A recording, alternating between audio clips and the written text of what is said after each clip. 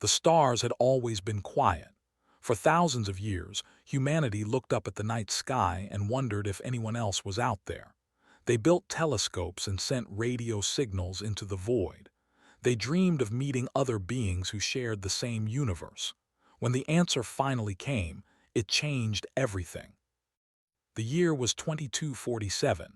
Humanity had spread across dozens of star systems. They had colonies on distant worlds and space stations floating in the darkness between planets. Earth remained the heart of human civilization, but it was no longer alone. The United Earth Coalition governed all human territories with fairness and hope for the future.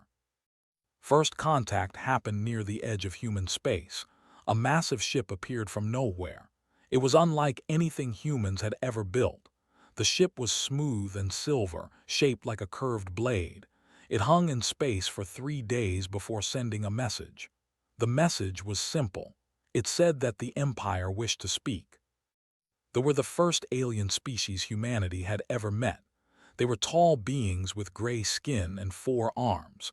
Their eyes were completely black, and they never showed emotion on their faces. They came from a distant part of the galaxy and ruled over 40 star systems. They had been watching humanity for a long time. The first meetings were careful. Both sides were curious but also afraid. Humans sent scientists and diplomats to speak with the representatives. The aliens were cold and formal. They explained that the Empire was powerful and ancient. They had crushed many other species who had challenged them. They wanted to establish trade and borders with humanity. Many humans were hopeful. They thought this was the beginning of a new age. Finally, they were not alone in the universe. Others were more careful. They noticed how they spoke about other species. The aliens used words like conquered and submitted very often. They talked about war as if it was normal and expected. The United Earth Coalition decided to send their best diplomat to negotiate a formal treaty. They chose Ambassador. She was 62 years old and had spent her entire life bringing people together. She had ended 3 civil conflicts and helped create lasting peace between rival human factions. She was wise, patient, and believed in the good in all beings. Accepted the mission with pride. She knew it was the most important job anyone had ever given her. The future of humanity might depend on what she accomplished. She studied everything known about the. She learned their language and their customs. She prepared for months before finally boarding the ship that would take her to their space. Her ship was called the Olive Branch. It was a diplomatic vessel with no weapons. This was a deliberate choice. Wanted to show that humans came in peace. The ship carried her staff of 20 people, including translators, advisors, and security officers. They traveled for 2 weeks before reaching the border. An escort met them and guided them to a space station. The station was enormous, bigger than any human structure. It floated near a red giant star that filled the sky with bloody light. Found it beautiful in a strange way. Her staff was nervous, but she kept them calm with her steady presence. The negotiations began slowly. Met with an official named High Commander. He was taller than the other and wore elaborate robes covered in symbols. He spoke in a deep voice that seemed to echo even in small rooms. He never smiled, and he never showed any warmth. Tried to find common ground. She spoke about trade and mutual benefit. She talked about how different species could learn from each other. She described the human desire for peace and cooperation. High Commander listened without expression. When she finished, he simply nodded and said they would continue the next day. The negotiations went on for 3 months, made slow progress. She secured some basic trade agreements and established communication protocols. But every time she tried to discuss deeper cooperation, they pulled back. They seemed to view other species as either useful tools or potential threats. The concept of equals working together confused them. Grew frustrated but never showed it. She remained patient and professional. Her reports to Earth were hopeful but realistic. She explained that they were difficult but not impossible. She believed that time and trust could change things. She asked for more patience from the coalition government. Then something went wrong. It started with a simple misunderstanding. One of his advisors made a comment during a formal dinner. He was trying to compliment the cuisine but used the wrong word. In the language, what he said was actually an insult to their ancestors. The at the table went silent. Their black eyes seemed to grow even darker. Immediately apologized.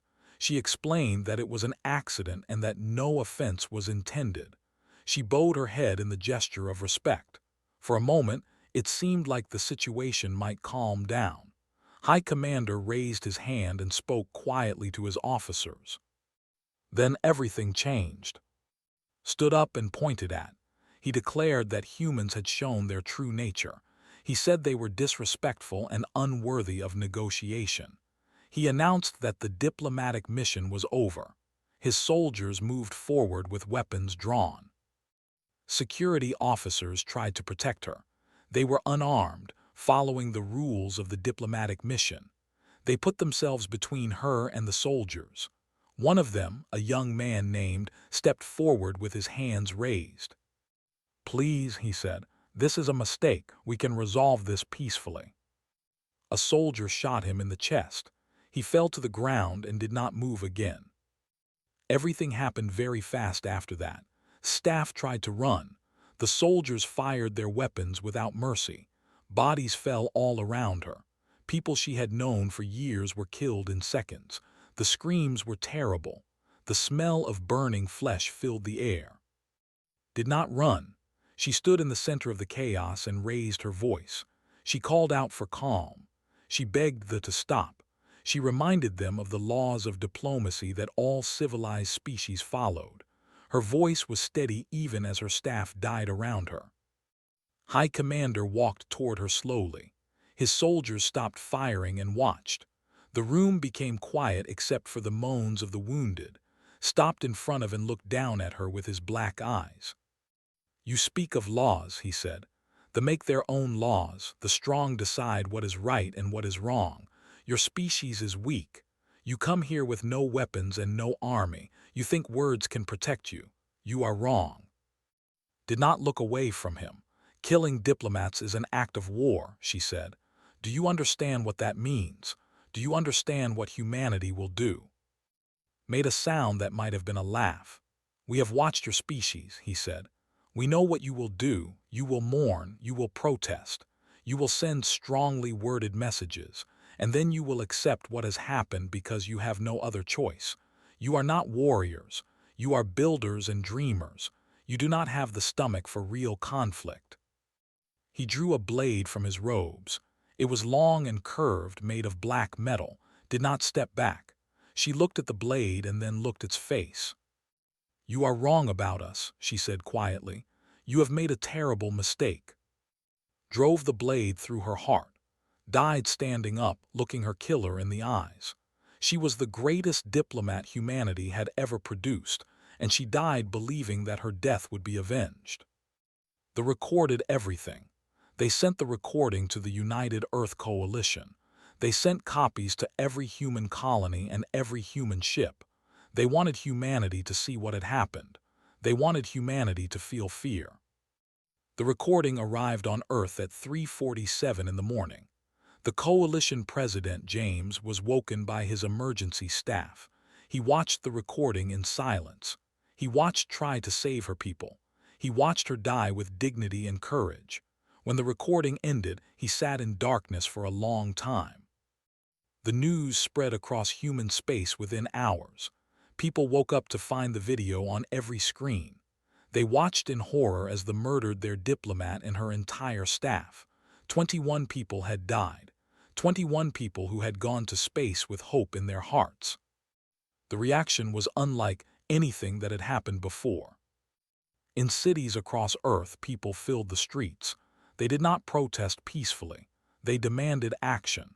They demanded justice. They demanded blood. The anger was so intense that it seemed to have its own gravity. It pulled everyone together into a single feeling of rage. The coalition assembly met in emergency session. Representatives from every human territory gathered to discuss the response. Some called for calm. They said that war would be terrible and costly. They reminded everyone that they were powerful and ancient. They warned that humanity might not survive a full conflict. Others shouted them down. They played the recording of death again and again. They pointed to her final words. They argued that failing to respond would invite more attacks. They said that humanity's honor and safety were at stake. President let them argue for hours. He listened to every voice and considered every argument.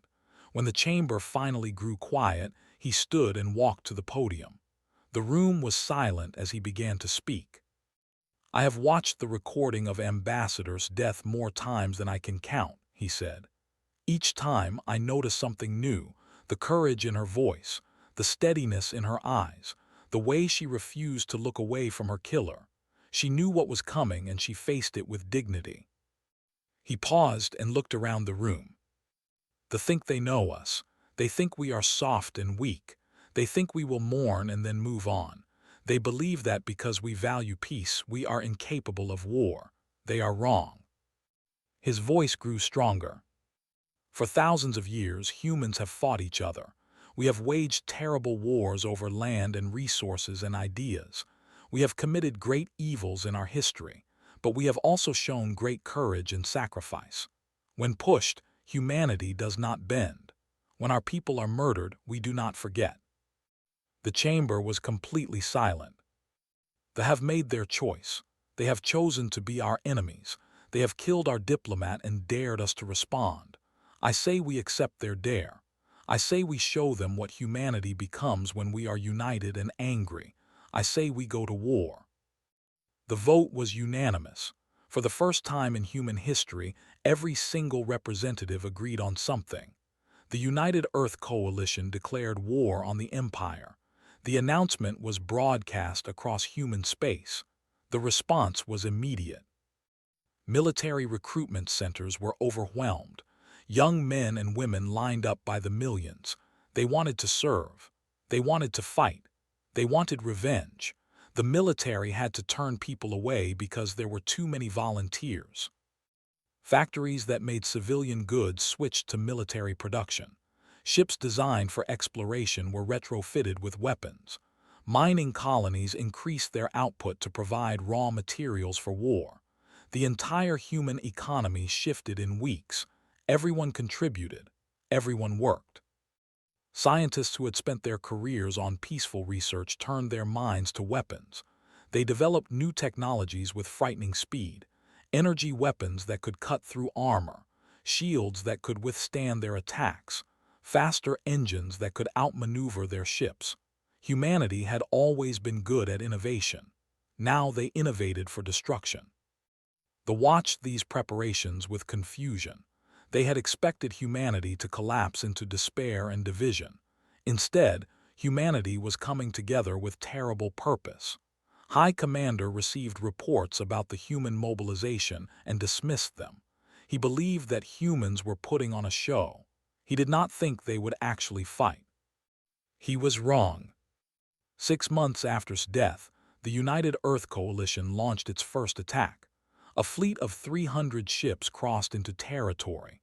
They moved in perfect formation, like a single living creature. At the head of the fleet was a new warship called the Vengeance. It was the largest and most powerful ship humanity had ever built. The fleet struck an outpost without warning. The battle lasted less than 2 hours. Human ships attacked with ferocity that shocked the defenders. They expected humans to fight cautiously and carefully. Instead, humans attacked like they had nothing to lose. They accepted heavy casualties without hesitation. The outpost fell. Every soldier was killed. Human forces did not take prisoners. When the battle was over, they broadcast a message to the Empire. The message was simple. "You killed our diplomat, now we kill you." This was the beginning. The war that followed would last for years. It would be bloody and terrible and costly. But humanity never stopped. They never wavered. They never forgot the woman who had died standing up, looking her killer in the eyes. Ambassador had believed in peace. She had spent her life bringing people together, but her death had united humanity in a different way. Her death had given birth to a war machine that the galaxy had never seen before. They had made a terrible mistake. They had awakened something that should have stayed asleep. They had turned humanity from dreamers into destroyers, and they would pay for that mistake with everything they had. The stars were no longer quiet. They burned with the fire of human rage, and that fire would not stop until the Empire was nothing but ash and memory. The war had been raging for 2 years. What started with a single attack on an outpost had grown into the largest conflict the galaxy had ever seen. Human fleets moved through space like hungry wolves. They burned everything they touched. They showed no mercy because none had been shown to them.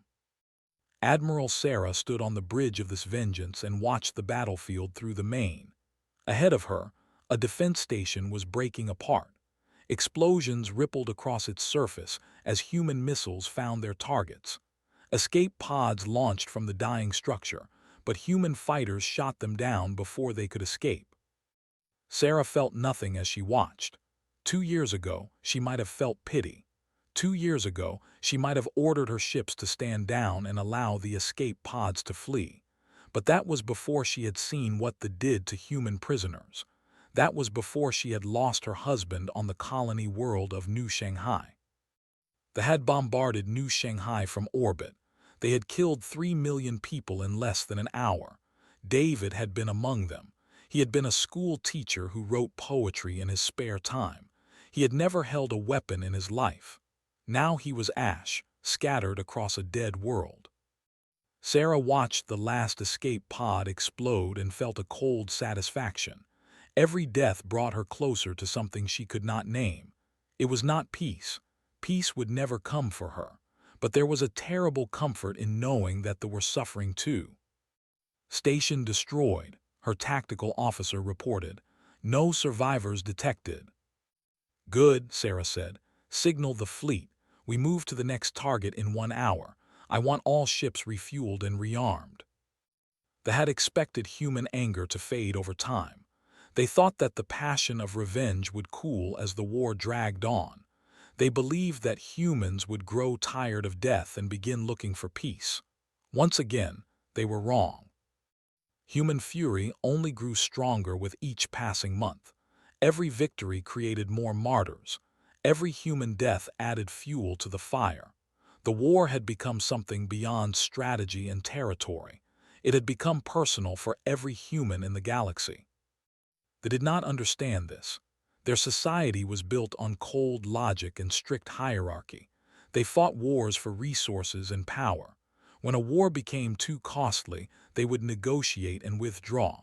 They could not comprehend an enemy who fought without counting the cost. High Commander sat in his command chamber and reviewed the latest reports. The news was bad. Human forces had captured 12-star systems in the past 3 months. The fleet had suffered losses that would take decades to replace. Industrial worlds that had fed the Empire for centuries were now burning ruins. How is this possible? Asked his advisors. The humans were supposed to be weak. They were builders and merchants. How have they become this? His chief strategist, a thin named, brought up a holographic display. It showed the human military structure and their known fleet positions. The numbers were troubling. The humans have converted their entire civilization to war production, explained. Every factory now makes weapons. Every shipyard builds warships. Their population has embraced military service as a religious duty. We estimated it would take them 10 years to build a force capable of challenging us. They did it in 2. Stared at the display. They are burning through their resources at an unsustainable rate. They cannot maintain this intensity forever. You are correct, agreed. Our projections show they will face severe economic collapse within 5 years, but by then they may have already destroyed our core systems. They do not care about the future. They only care about hurting us. Remembered his conversation with Ambassador before he killed her. She had warned him that he was making a mistake. He had laughed at her. Now her words haunted his thoughts every night. Far from the command chambers, a human soldier named Private James Wu crouched in a trench on the surface of a contested world. The planet was called Prime 7. It was not a major world, but it had factories that produced weapon components. Human command wanted those factories destroyed. James was 19 years old. Before the war, he had planned to study engineering at the University of Mars. He had wanted to design space stations and orbital platforms. He had dreamed of building things that would last for centuries. Now he spent his days killing soldiers and trying not to get killed himself. The battle for Prime 7 had been going on for 3 weeks. Human forces had landed on the surface and established a beachhead. They had responded with everything they had. The fighting was brutal and constant. James had seen friends die in ways he could never forget. "Movement on the left flank," his squad leader called out. "Everyone get ready." James raised his rifle and peered through the scope. He saw gray shapes moving through the smoke and dust. They were launching another attack. They came in waves, always in waves. They did not seem to care how many of them died.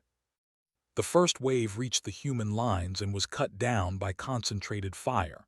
The second wave followed seconds later. James fired until his rifle overheated and then grabbed another one from a fallen comrade. He did not have time to think. Thinking was dangerous. Thinking made you slow. The battle lasted for 4 hours. When it was over, the ground in front of the human trenches was covered with bodies. James counted them automatically.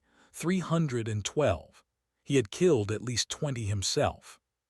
"We held them," someone said. There was no joy in the voice, just tired acceptance. James looked down at his hands. They were shaking. They always shook after a battle. He had stopped trying to control it. He just waited until the shaking stopped on its own. A medic moved through the trench, checking on the wounded. Some could be saved. Others were given injections that would make their last moments peaceful. The medic's face was blank and professional. He had done this too many times to feel it anymore. James thought about his family back on Mars. His mother sent him letters every week. She told him about daily life and neighborhood gossip in her garden. She never asked about the war. She never asked what he had seen or done. He was grateful for that. His father was different. His father had been a soldier in the old conflicts before humanity was united. He understood what James was going through. His letters were shorter but somehow more meaningful. He never said he was proud or offered empty encouragement. He just reminded James to breathe and stay alive. The fighting on Prime 7 continued for another month. Human forces eventually captured all their objectives. The factories were destroyed and the planet was secured. Out of the 5,000 soldiers in James's division, only 2,000 were still alive when it was over. Command called it a victory. James did not know what to call it. Back in human space, the war effort consumed everything. The old divisions between colonies and factions had disappeared. Everyone was human first. Everyone was fighting the same enemy. It was strange how war could unite people in ways peace never had. President had aged 20 years in the 2 years since the war began. His hair had gone completely white, and deep lines marked his face. He slept only a few hours each night and spent every waking moment managing the conflict. Today he was visiting a military hospital on Earth. He walked through the wards and spoke with wounded soldiers. He shook hands and offered thanks and tried to give comfort. It was the hardest part of his job. One soldier caught his attention. She was young, maybe 25, and she was missing both legs below the knee. Her medical chart said her name was Lieutenant Maria Santos. She had been a fighter pilot until a missile hit her ship. "Mr. President," she said when he approached her bed, "I wasn't expecting visitors." Sat down beside her. "Lieutenant Santos, I've read about your actions at the Battle of Vega Station. You destroyed 4 enemy ships before you were hit. That's remarkable." Maria shrugged. "I was doing my job, sir, like everyone else." How are you feeling?" She looked down at where her legs used to be. "The doctors say I'll get prosthetics. They say I can learn to walk again, maybe even run. But I won't fly combat ships anymore. The reflexes won't be the same." Nodded, "I'm sorry." "Don't be," Maria said. "I knew the risks when I volunteered. We all did. I'll find another way to serve.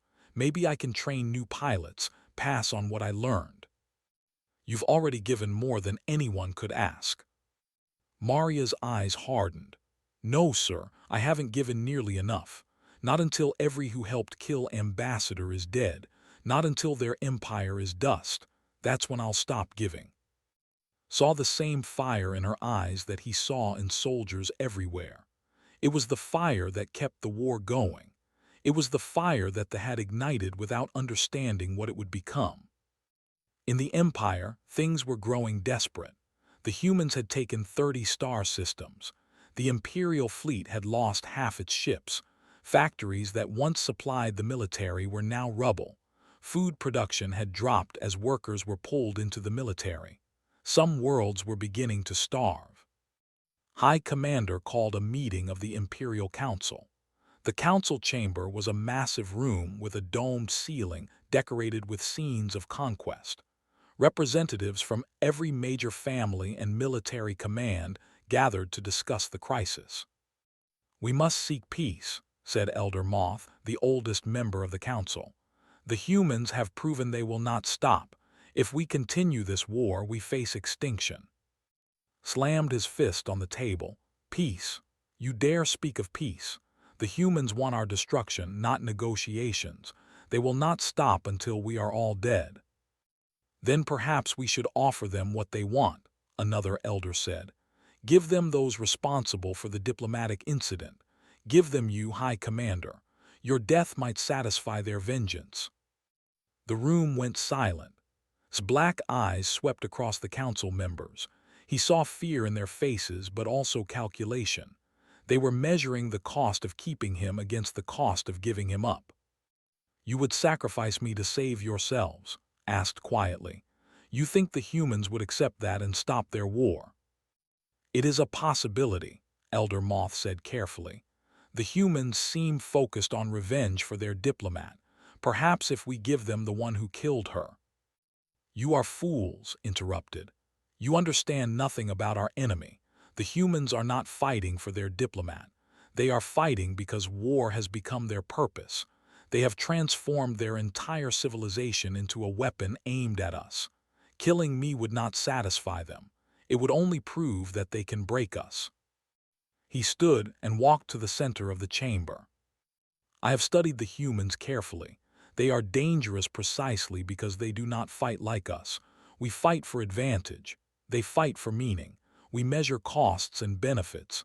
They measure honor and memory. There is no price we can pay to make them stop. There is no sacrifice that will satisfy them." "Then what do you suggest?" Elder Moth asked. Turned to face the council. "We fight. We fight until we win or until we die. There is no other choice. The humans have given us none." The council argued for hours, but in the end, they agreed to continue the war. They had no other options.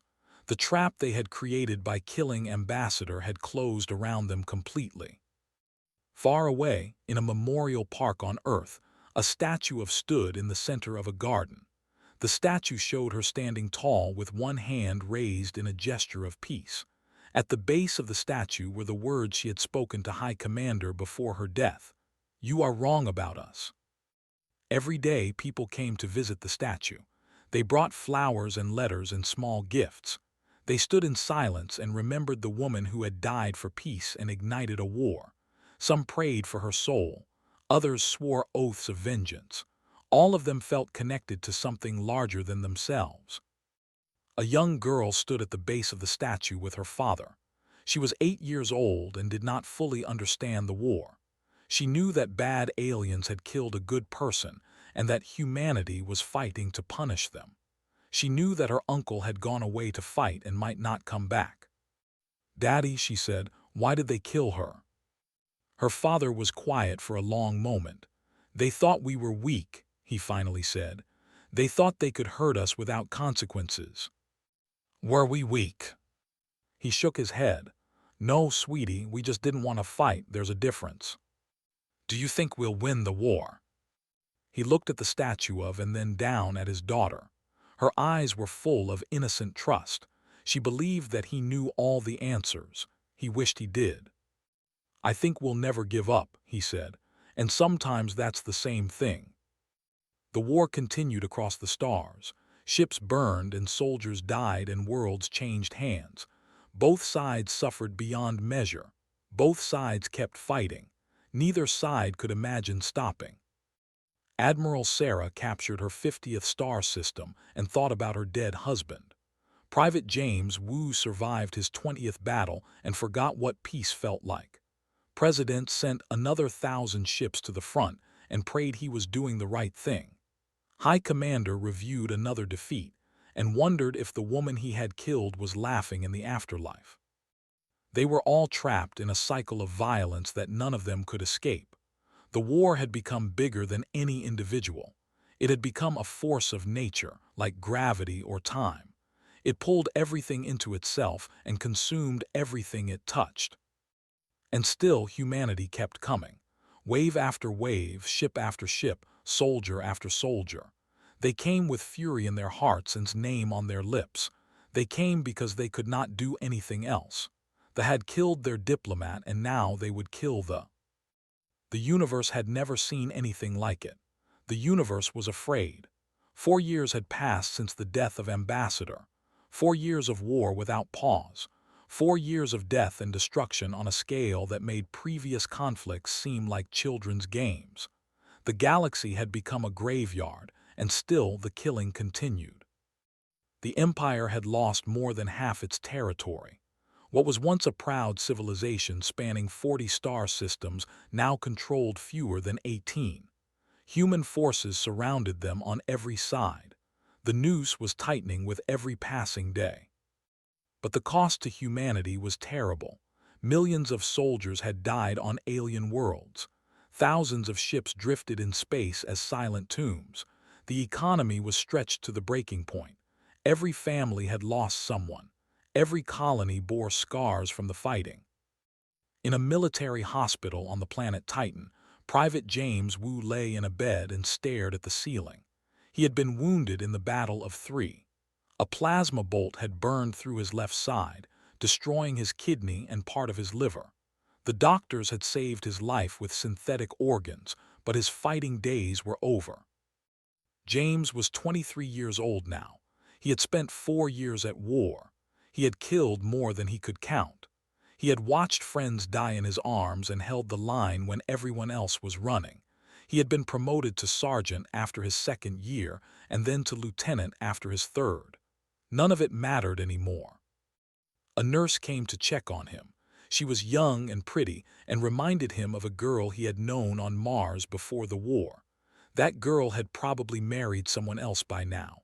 Life went on for people who were not fighting. Sometimes James forgot that. "How are you feeling today, Lieutenant?" the nurse asked. "Alive," James said. It was the only answer he had. She checked his readings and made notes on her tablet. "Your recovery is going well. The synthetic organs are integrating properly. You should be able to walk without assistance in another week." "And then what?" She looked at him with eyes that had seen too many wounded soldiers. "Then you go home. You've done your part, Lieutenant, more than your part." Home? James tried to remember what that word meant. He had not been to Mars in 4 years. His parents had sent him pictures of his old room, unchanged and waiting for him. They had sent messages saying how proud they were and how much they missed him. He had not been able to respond properly. What could he say to people who had never seen what he had seen? "I don't know how to do anything except fight," James said quietly. "They trained us to kill. They made us good at it. Now what am I supposed to do with that?" The nurse did not have an answer. She finished her checks and moved to the next bed. James went back to staring at the ceiling. Elsewhere in the galaxy, the war continued without him. Admiral Sarah was preparing for the largest operation of the entire conflict. Human forces were massing for an attack on the capital system. If they could take Prime, the war might finally end. Sarah stood in the planning room of this vengeance and studied the holographic display. The enemy capital was well defended. 300 warships protected the system, along with orbital platforms and ground-based weapons. Breaking through would cost thousands of lives. Her senior officers surrounded her. They were all veterans now, hardened by years of constant fighting. Some of them had been with her since the beginning. Others had replaced those who had fallen. All of them shared the same hollow look in their eyes. "The enemy fleet is concentrated here, around the second planet," Sarah said, pointing to the display. "That's their main industrial world. They expect us to attack there first." "So we don't," said Captain, her tactical officer. "We bypass the second planet and go straight for Prime." "That leaves a hostile fleet at our backs," objected Commander Lisa Park, her executive officer. "They could cut off our retreat." "We're not going to retreat," Sarah said simply. "We go in hard and we don't stop until it's over. Either we win or we die trying. There's no middle ground." The room was silent. They all understood what she was saying. This battle would not have an extraction plan. This battle would end only when one side was destroyed. "Prepare the fleet," Sarah ordered. "We jump in 3 days." On Prime, High Commander stood in the Imperial Palace and looked out at the city below. It was ancient and beautiful, built over thousands of years by generations of his people. Towers of crystal and metal reached toward the sky. Gardens filled with alien plants covered the hills. Millions of lived and worked in the streets below. All of it might be dust soon. Had received intelligence about the human fleet massing at the border. He knew the attack was coming. He knew his forces were outnumbered and the humans had grown stronger with every year of the war, while they had grown weaker. He thought about fleeing. He could take a ship and escape to the outer territories. Some had already done this, abandoning the empire to save themselves. They would live as refugees, scattered across the galaxy, forever running from human vengeance. No, he would not run. He had started this war by killing the human diplomat. He would end it here, one way or another. His aide entered the room and bowed. "High Commander, the Council requests your presence." "Tell them I will come shortly." Took one last look at the city. He tried to memorize every detail. The way the sunlight reflected off the crystal towers, the sound of the wind through the gardens, the smell of the flowering trees in the palace grounds. He wanted to remember it all in case he never saw it again. The council chamber was tense when he arrived. The elders and military commanders sat in their usual places, but their faces showed fear instead of confidence. They had heard the same intelligence reports. They knew what was coming. "The humans are preparing to attack our home system," Elder Moth said. "Our scouts report a fleet of over 500 ships. We cannot match those numbers." "I am aware of the situation," replied calmly. "Then what do you propose to do about it?" Walked to the center of the chamber. He looked at each council member in turn. These were the leaders of his people. Some had served the empire for centuries. Others were young warriors who had risen through the ranks during the war. All of them were afraid. "We have 3 choices," said. "We can surrender and hope the humans show mercy. We can flee and live as exiles, or we can fight and die defending our home." "What about negotiation?" someone asked. "Perhaps we can offer them something they want." "We have nothing they want except our deaths," said. "I have studied the humans carefully. They are not fighting for territory or resources. They are fighting for revenge. They will not stop until they have it." "Then we should surrender," Elder Moth said. "At least some of our people might survive." "You think so?" asked. "You think the humans will spare those who surrendered while others died fighting? You do not understand them. They respect courage and hate weakness. If we surrender, they will despise us. They will treat us like the vermin they already believe us to be." He drew himself up to his full height. "I will not surrender. I will not run. I will fight here on our and I will die if necessary. Those who wish to join me may do so. Those who wish to flee or surrender may go. I will not stop them, but I will not respect them either." The chamber was silent. The council members looked at each other, measuring the weight of his words. Slowly, one by one, they nodded. They would stay. They would fight. They would die with their commander if that was their fate. The 3 days passed quickly. Human forces gathered at the border in numbers that had never been seen before. 500 warships, 2,000 support vessels, millions of soldiers ready to land on enemy planets. It was the largest military operation in human history.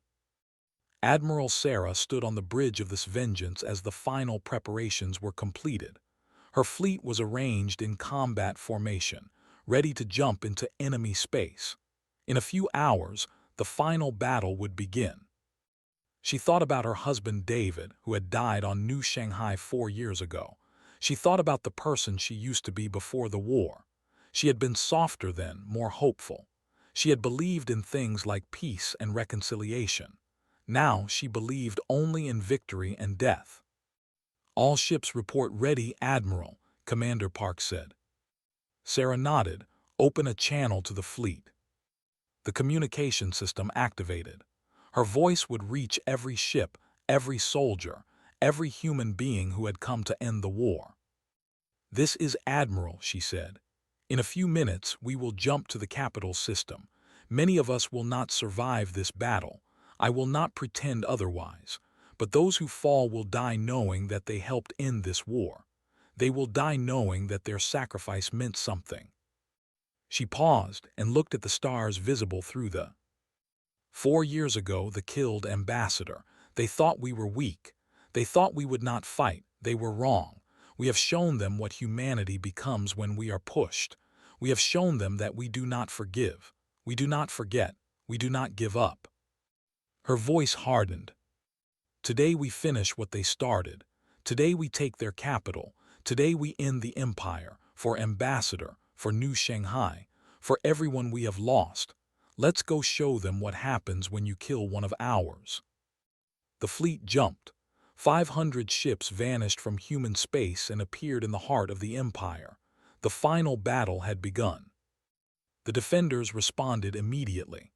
300 warships moved to intercept the human fleet. Orbital platforms activated their weapons. Ground-based missiles launched toward the sky. The space around Prime filled with fire and death. Sarah watched the battle unfold on her tactical display. Human ships were dying, but they kept pushing forward. They did not waver or retreat. They drove straight into the heart of the enemy formation, accepting terrible losses to get close enough to strike. "Enemy flagship identified," Captain reported. "High Commander is aboard." "Target that ship," Sarah ordered. "All available firepower." This vengeance and her escorts turned toward the flagship. They pushed through the battle, destroying every enemy ship in their path. Sarah felt her ship shudder as enemy weapons struck the hull. Damage reports came in from all sections. She ignored them. Only one thing mattered now. On the flagship, High Commander watched the human warships approaching. They were coming for him specifically. He could see their intent in the way they moved. They wanted him dead, and they were willing to sacrifice everything to make it happen. "Helm evasive action," he ordered. "Get us away from their flagship." But there was nowhere to go. Human ships had surrounded his vessel. Their weapons were focused on him. He could feel the hull vibrating as enemy fire struck again and again. "Shields failing," his tactical officer reported. "Hull breaches on multiple decks." Closed his eyes. He thought about the day he killed Ambassador. He remembered her standing before him, unafraid, warning him that he was making a mistake. He had not believed her. He had thought he was strong and she was weak. He had been wrong. She had been stronger than he ever imagined.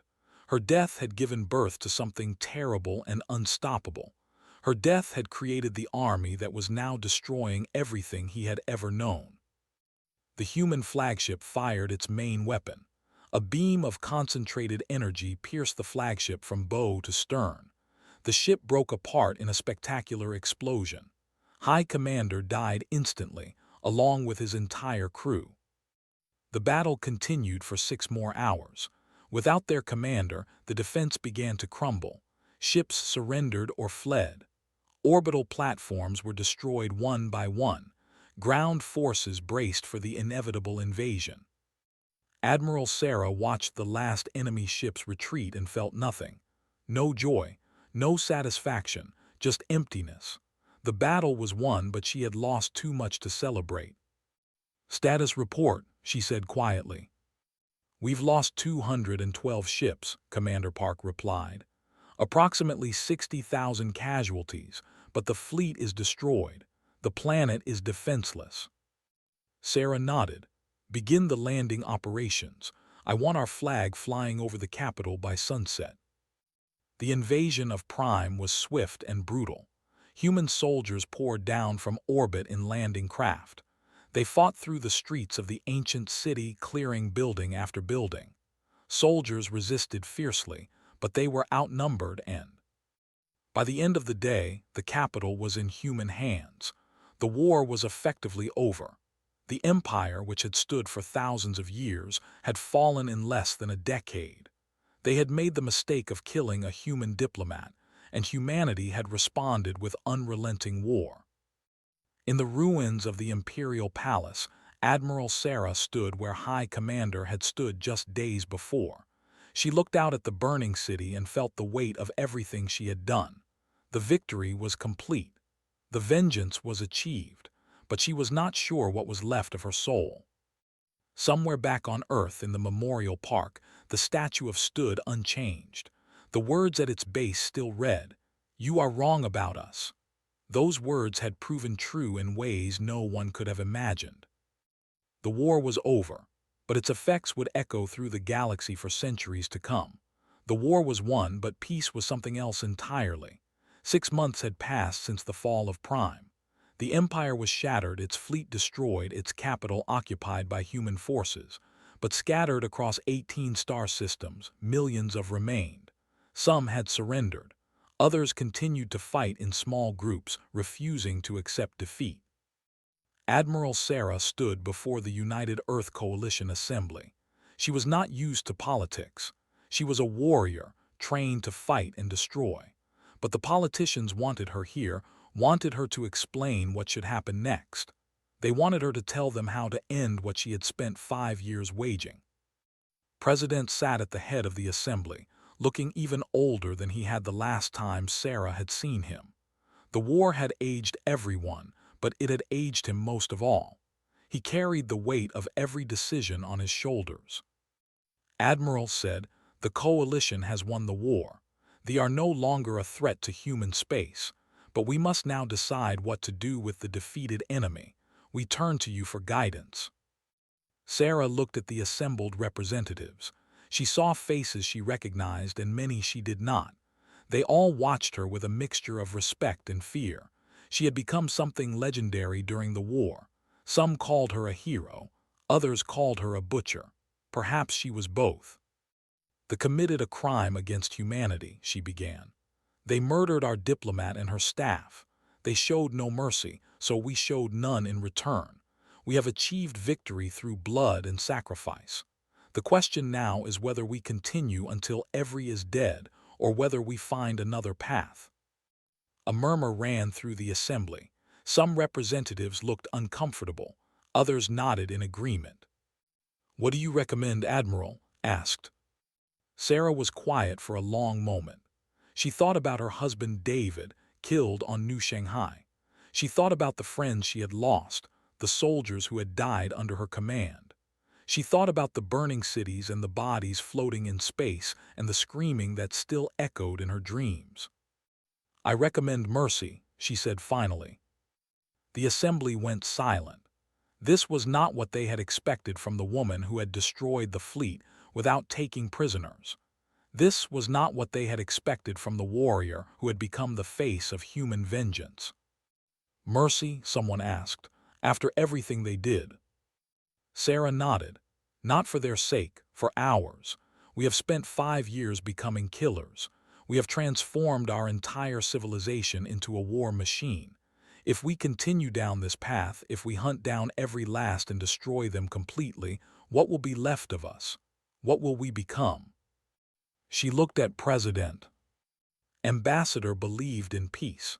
She gave her life trying to build bridges between species. We honored her memory by fighting for justice. But I do not think she would want us to become monsters in her name. I think she would want us to find a way back to who we were. The debate that followed lasted for 3 days. Representatives argued passionately on both sides. Some wanted complete destruction of the species. They cited the crimes committed and the lives lost. They demanded blood for blood. Others supported Sarah's call for mercy.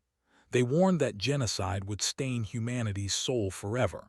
They argued that there had to be another way. In the end, the assembly voted for a middle path. They would not be destroyed, but they would not be forgiven either. They would be contained in their remaining systems, forbidden from developing advanced weapons or building warships. Human forces would monitor them for generations. They would survive, but they would never again threaten anyone. It was not a perfect solution. Nothing could be perfect after so much death, but it was something. It was a chance for both species to heal.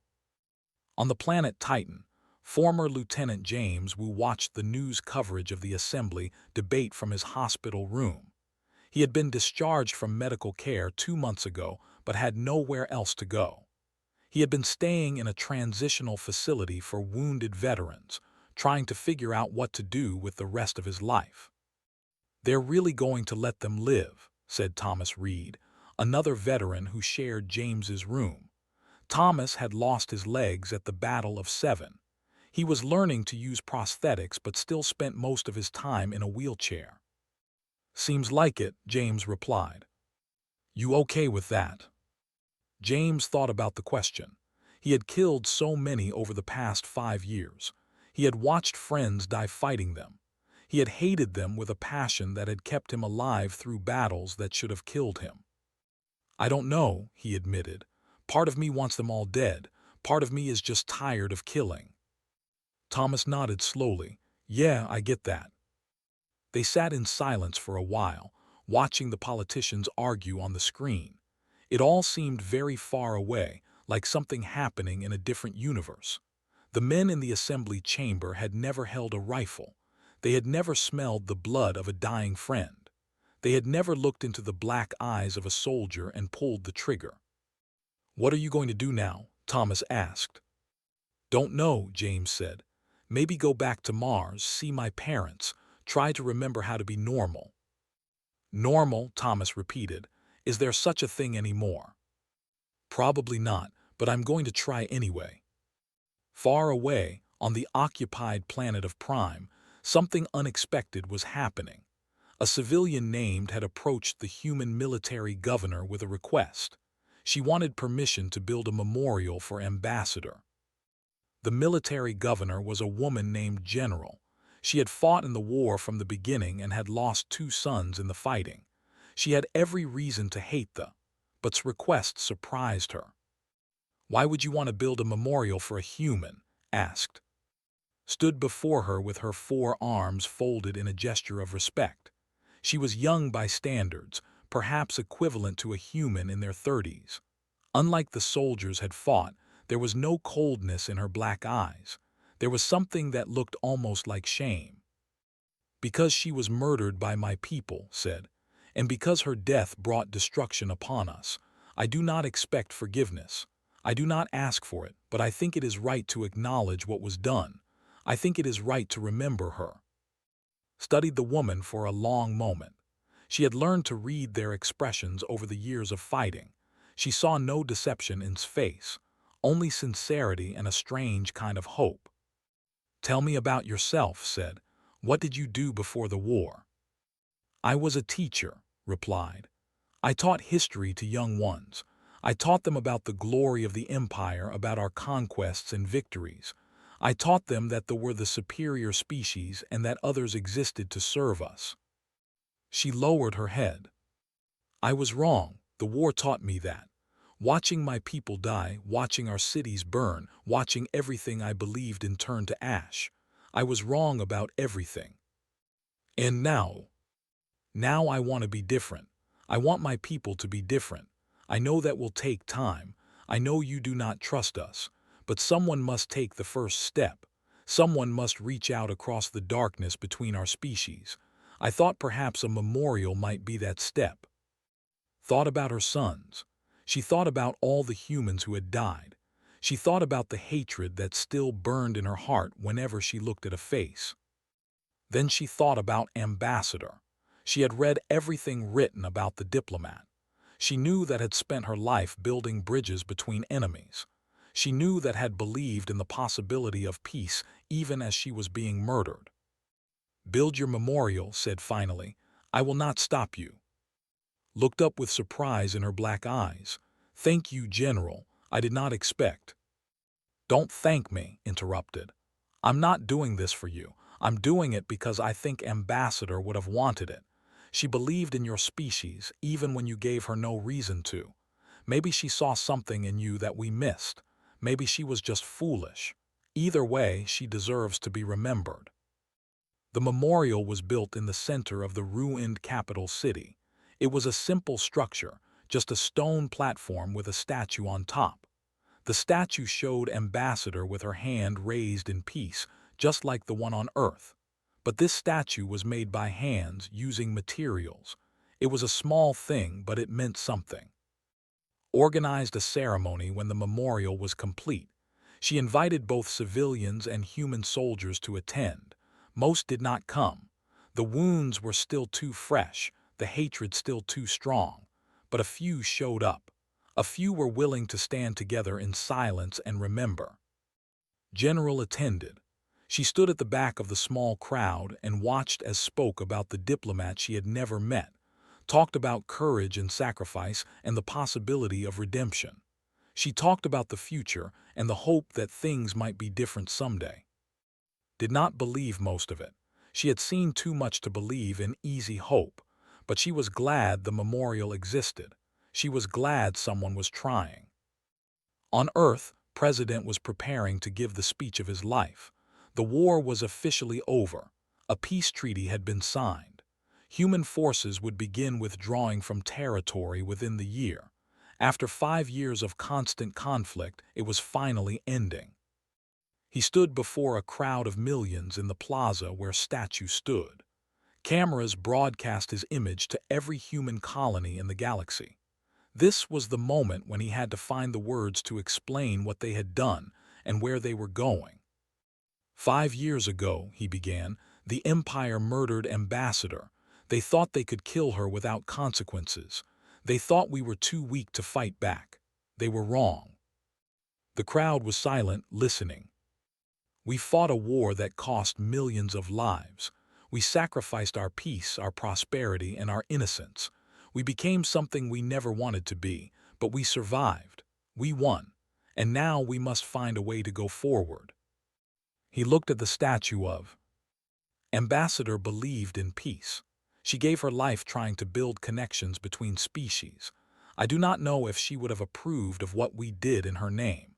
I do not know if she would have wanted this war. But I know that she would want us to find our way back to who we were. She would want us to remember how to build instead of destroy. He turned back to the crowd. The war is over, but the work of peace is just beginning. We must rebuild our economy and our military. We must heal our wounds, both physical and spiritual. We must teach our children about what happened without teaching them to hate. We must become the people Ambassador believed we could be. His voice grew stronger. This will not be easy. There are those who will never forgive there are those who will always want more revenge, but we cannot give in to that darkness. If we do, we lose ourselves. If we do, the win even in defeat. He paused. Ambassador stood before her killer and said, "You are wrong about us." She was right, they were wrong about us. We are not weak. We do not surrender. We do not forget our dead. But we are also more than warriors. We are builders and dreamers. We are capable of mercy as well as justice. That is what makes us human. The crowd began to applaud. It started slowly, then grew until it filled the entire plaza. People were crying and hugging each other. After 5 years of war, they finally had something to celebrate. In her apartment overlooking the plaza, Maria Santos watched the speech on her. She was the fighter pilot who had lost her legs at the Battle of Vega Station. She had spent the past 4 years training new pilots and helping with the war effort in whatever way she could. She looked at her prosthetic legs. They worked well now. She could walk and even run. But she still remembered what it felt like to fly. She still dreamed about it sometimes. The war was over. She should have felt happy. Instead, she just felt empty. She had given everything to the fight, and now the fight was done. What was she supposed to do with the rest of her life? Her communicator beeped. She checked the message and saw that it was from the military academy. They were asking if she would be interested in a permanent teaching position. They wanted her to help train the next generation of pilots, the ones who would hopefully never have to fight a war. Maria looked at the message for a long time. Then she looked out the window at the celebration in the plaza. People were dancing and singing. Children were waving flags. It was a scene of joy that she had not seen in 5 years. Maybe this was how she moved forward. Maybe teaching was the answer. She could pass on what she had learned without passing on the hatred. She could help build something new instead of destroying things. She accepted the position. The galaxy was changing. The war had ended, but its effects would last for generations. Humans would have to learn to exist in the same universe, even if they could never truly trust each other. It would be difficult. It would take time, but it was possible. And somewhere, in a memorial park on two different worlds, statues of stood with their hands raised in peace. She had died trying to bridge the gap between species. Her death had caused a terrible war, but in the end her dream might still come true. It was a beginning, nothing more, nothing less. Just a chance for things to be different. That was all anyone could ask for. 20 years had passed since the end of the human war. The galaxy had changed in ways no one could have predicted. Old hatreds had faded, new generations had risen, and the scars of conflict had slowly begun to heal. But the memory of what happened remained, written in the stars and in the hearts of all who had lived through those terrible times. James Wu stood at the window of his office on Mars and looked out at the red desert. He was 43 years old now, a professor of history at the University of Olympus Mons. He had spent the past 15 years studying the war he had fought in, trying to understand it, trying to make sense of the violence that had consumed his youth. His students called him Professor Wu, but he still thought of himself as the young private who had crouched in trenches on alien worlds. The nightmares had faded over time, but they never completely disappeared. Sometimes he still woke up reaching for a weapon that was not there. Today was special. Today was the 20th anniversary of the armistice, the day the war officially ended. Universities across human space were holding commemorations. James had been asked to give a lecture to his students, to explain what the war had meant and why it still mattered. He turned from the window and faced his class. 30 young faces looked back at him. They had been born after the war ended. They knew it only from books and videos and the stories their parents told them. To them, it was history. To James, it was memory. 20 years ago today, he began, humanity and the Empire signed a peace treaty. The war that had killed millions of people finally came to an end. Most of you have grown up in a time of peace. You have never known what it is like to live in constant fear, to wonder if your planet will be attacked, to say goodbye to friends knowing you might never see them again. He paused. I was 19 when the war started. I had planned to be an engineer. Instead, I became a soldier. I spent 4 years fighting on planets whose names most people have forgotten. I killed people. I watched friends die. I did things that still haunt me today. The students were silent, listening intently. Why am I telling you this? Because history is not just facts and dates. History is lived experience. The war was not just a series of battles and treaties. It was the worst moment of my life and the lives of millions of others. When you study it, I want you to remember that. A student raised her hand. Professor, do you think the war was worth it? Do you think we did the right thing? James had been asked this question many times over the years. He still did not have a good answer. Ambassador was murdered, he said. The thought they could kill her without consequences. If we had done nothing, what message would that have sent? What would have stopped them from doing it again? He shook his head slowly. But the cost was terrible. Millions dead, worlds destroyed, a whole generation by violence. Was it worth it? I honestly don't know. Some days I think yes. Some days I think we should have found another way. The truth is probably somewhere in between. After the lecture, James returned to his office. On his desk was a photograph from his military days. It showed him and his squad standing in front of a captured bunker. Most of the people in the photo were dead now, killed in battles that followed. James was one of only 3 survivors. He looked at the young faces in the photograph. They had all been so sure of themselves back then, so certain they were doing the right thing, so convinced that their cause was just. Now, with the benefit of 20 years, James was not so sure about anything. His communicator beeped. There was a message from an old colleague, General, now retired. She was on Prime and wanted to share something with him. James opened the attached video. It showed a ceremony at the memorial had built 20 years ago. The memorial had grown over the years. What started as a single statue was now a park covering several acres. There were gardens and benches and walls inscribed with the names of the dead, both human and in the video stood next to. Both of them had aged, but they stood together as something that looked almost like friends. A new statue was being unveiled. It showed a human and a standing side by side, their hands joined. This statue represents hope, said in the video. Hope that our species can move beyond hatred. Hope that the children of today will not make the mistakes of their parents. Hope that the galaxy can be better than it was. Spoke next. I spent years hatting the. I had good reasons. They killed my sons and millions of other humans, but hatred is a heavy burden. It weighs you down until you cannot move forward. 20 years ago, I decided to put that burden down. It was the hardest thing I ever did, but it was also the best. James watched the video 3 times. Tears streamed down his face, but he did not wipe them away. He let them fall. In the territories, things had changed more than anyone expected. The generation that had started the war was dying off. Younger had grown up under human supervision, exposed to human ideas and values. Many of them questioned the old beliefs about superiority. Many of them wanted something different. Had become a leader in this new movement.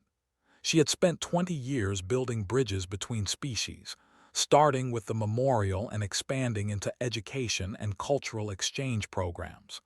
She had founded schools where young learned about other species as equals, not inferiors. Her work had not been easy. Many resented her. They called her a traitor and worse. There had been threats against her life and attempts to destroy what she had built, but she kept going, driven by a conviction that her people could change.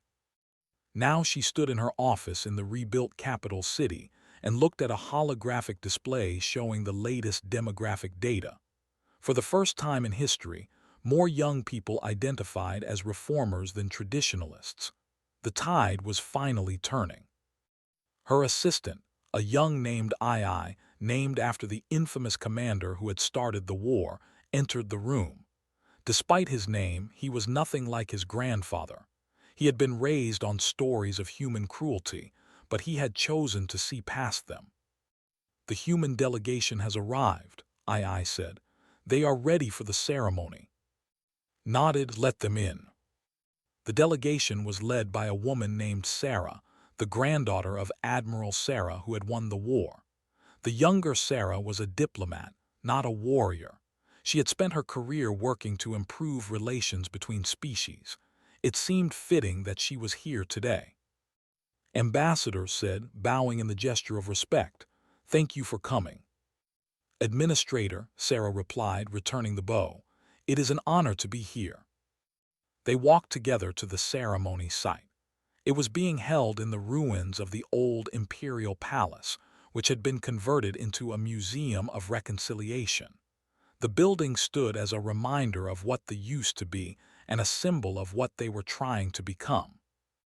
The ceremony was the official signing of a new treaty.